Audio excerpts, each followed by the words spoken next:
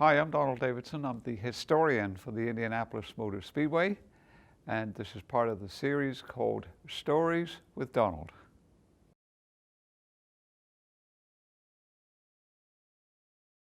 Evel Knievel was a sponsor, and with the Grant King and Agajanian, J.C. Agajanian, they collaborated on a team, Firestone-backed, and Gary Bettenhausen was the driver, and Evel Knievel at this time was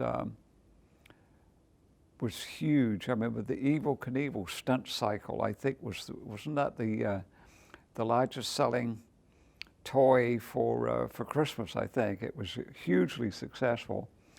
And so 1977 was the year, and J.C. Agajanian and Evel Knievel had gone back years.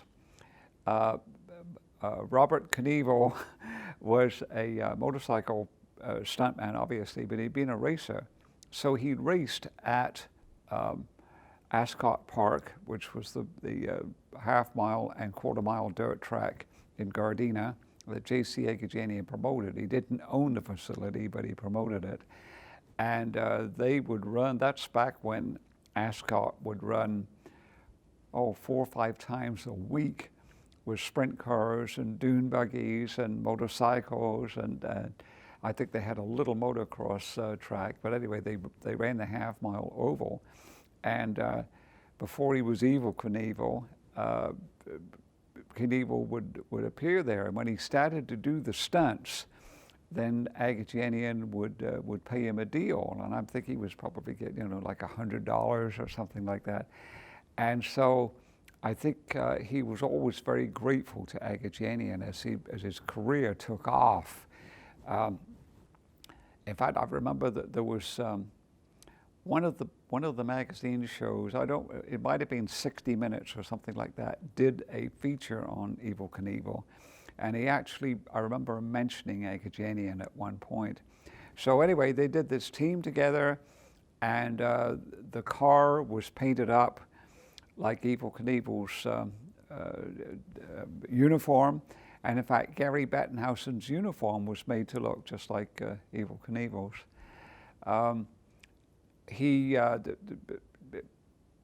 They qualified for the race, and then I think Gary either dropped out late or was running at the end, and got a finishing position that was mid-pack. And then I think it was the next year, then Evel Knievel was on A.J. Foyt's team, and I never really knew what that was about. But I think it was the year after Foyt had won the 77 race. And so Knievel is in the qualifying shots with one of the Gilmore racing team red and white checked shirts, which every time I see one of those, I want to eat spaghetti because it looks like a tablecloth in an Italian restaurant. And so anyway, Knievel was there, but I don't think he had any duty, and even was sort of a little bit low-key.